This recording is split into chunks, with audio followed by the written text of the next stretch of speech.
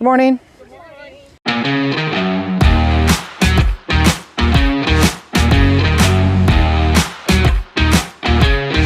So right now, Benny is on a 4-foot No Bad Dog training leash, which I have in my shop on a flat collar. So first thing we have to do is teach you guys and to teach Benny what the leash means, what the pressure actually means. Of course, when we put a dog on a flat collar, there's no activation, there's nothing going on there, so we're not gonna train with a flat collar. The flat collar is really great for holding tags, and it's really great for transporting from A to B when the dog's on a break or they're going outside to go potty. So the first thing we're gonna start off with just you guys understanding that leash pressure is basically, he sees a distraction reality. He sees people, he sees whatever the heck goes on, and I apply pressure. And if you watch the dog, he's actually feeling that pressure right now, but the flat collar doesn't matter to him. So I'm actively putting pressure on him, but the collar has no activation. It's just flat, it's sitting on his tracheal area, which isn't great for any dog, which is why there's equipment and there's activation things to teach a dog to do other things without a lot of pressure. My job as a dog trainer, educator, whatever the heck you want to call me, is to simply teach the dog with as minimal amount of pressure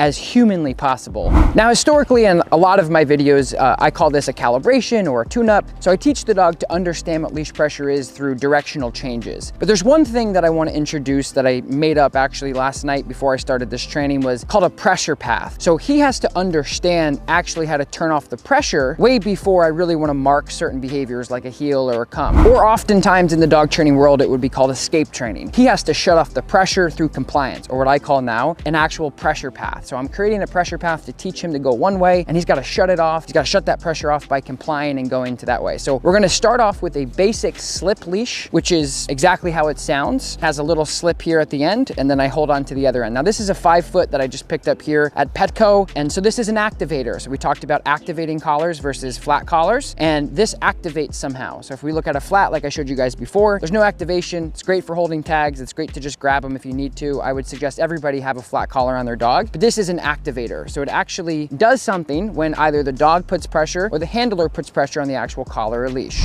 Now, when putting the actual slip leash on, guys, there's going to be a couple different ways to do it. But when I'm handling, I'm always going to be handling on the left side. I'm going to make sure that the leash is actually going towards me. I guess to make it easier for you guys is I'm going to show you how not to do it. So if he's handling on my left side, what I don't want to do is put the leash this way and have the actual rope or the slip leash or collar go against this. So it's kind of resistant there. So what I do, and what you're supposed to do, is actually put it on this way and then put the actual slip up here. And then usually slip leashes have this little clasp to kind of mark where the dog's neck size is, which is really helpful because it keeps it high and tight. One of the other important things is making sure that when you're sizing any type of slip or slip leash, you're putting it high and tight right behind the dog's ears to make sure you're not on the dog's trachea to cause any damage. He's a strong, powerful young dog. So of course he's going to be interested in pretty much everything out here that exists. So my point is we're going to have fun. I have time to develop a great relationship with Mr. Benny, and we're going to make this as fun as possible. So I do have some beef liver treats. I like using beef liver because it's single ingredient stuff. It falls apart really easy. It's easy to break apart. So one of the first things I'm going to do, guys, is very simple, very short and sweet. So timing is really important. So pressure, pressure, pressure. Yes,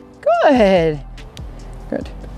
So if you have a dog that is food motivated like Benny, he's going to probably get the picture really quick that you have food, and your leash pressure introduction is going to be not as good as it should be because he's actually following you around with no problem. So you have to get a little bit creative. So again, the most important thing is for him to just go with the leash, not necessarily with me. Whatever the leash does, he should be doing. So I'm just going to put a little bit of pressure backwards like this, guys. Yes, good. So see how his back foot just stepped backwards? So this is really refining what leash pressure should be to a dog on a very microscopic way to really teach the foundational leash pressure without any behavioral cues first. Hiding the food, pressure, back up, yes, good. So what I'm looking for and why I'm paying him is the little step he takes backwards once I apply the pressure to him. So I apply a pressure just straight back like this, not up, because the dog's gonna wanna sit if we do that. We apply a little pressure back, the dog takes one step back, yes, and then you pay him. Because he's having a hard time with the leash pressure back. So he's sitting, because traditionally he probably got pressure at some point and sat and he got paid for it. So what I'm gonna do is I'm gonna use a little bit of food motivation and food lure to help with this process. So this will give me the opportunity and leverage to control what his body does, because I'm not gonna allow him to sit because his head's gonna be straight forward like this because he's gonna be after the food. So again, you have to get a little creative here. So I'm gonna put a little bit of food here. I'm not gonna give it to him. He's just licking the food out of my hand. Straight back pressure. Yes, good. Straight back pressure. Yes, good. So it's important that you don't pull the food this way and put pressure back, because obviously it's impossible for him to do what you want. So you almost want to push him back with the food, and then you give him a little bit of access to the food. So what I do is I hold the food like this, and I don't give him access until he does what I want. So it's a very, very, very easy way to time a dog's reward-based system really quickly. So I take the food out like this, and I hold it so he can't get to it, and I just push him. Yes, good. Yes, good. Yes, good boy. Pressure. Yes, good. Pressure. Yes, good. Pressure. Yes, good. So it's a little bit of rear end awareness too. He's got to use his back end. Releasing this yes, as in like I'm using that marker to just let him know like, yes, I'm going to distribute food to him. It doesn't really matter what you use for marker, but you want to be consistent. It's kind of like clicker training. I don't use clickers because I lose them all the time, because that's just how I am. So when he does something I like, I just say yes, just like you would with a clicker system. You teach the dog that when you say yes, there's going to be a food delivery or reward-based system that comes very shortly after or at the same time. I put a little bit of pressure on the back pressure. He's eating the food and I'm helping him go back. He takes 2 steps back, yes, and I pay him. And then it gives him the opportunity to have the verbal capturing system to understand what I'm doing. Yes, good. So pressure, yes, good. Pressure, yes, good. So he's almost yielding to the pressure. So I'm applying that pressure backwards, and he's taking a step back, and he's taking a step back. So again, there's so many different ways you can teach a dog leash pressure, but this is one of the ways, if you have a little bit of time, to really build the foundation really great. Pressure, yes, good. Pressure, yes, good.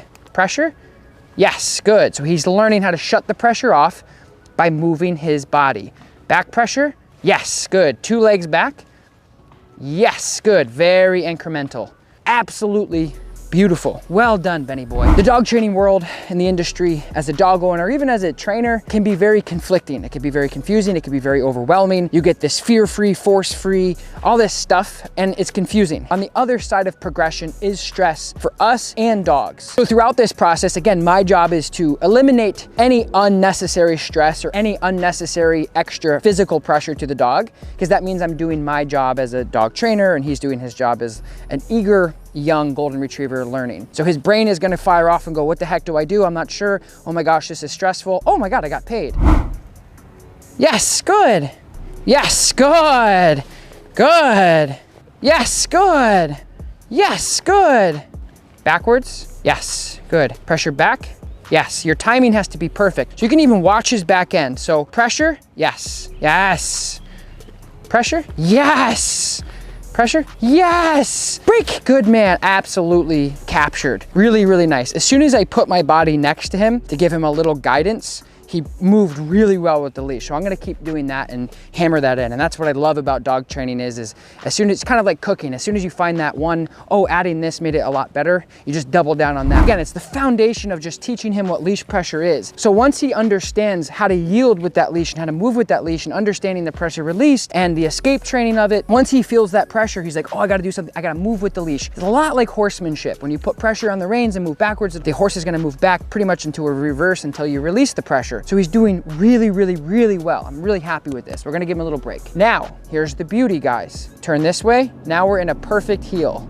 This is how he should be walking in the future. This is all gonna develop into a nice, loose leash, perfect walk. So he's doing really, really good. And so this is huge for our relationship, because what he's gonna wanna do more, you know, obviously because I have motivation and I love using treats and I love using positive reinforcement when teaching new stuff, but you can see what he's doing naturally is he's just hanging out with me and he's very close to me. He's doing really, really well considering all the distractions that's going on. So yes, good, beautiful job, well done.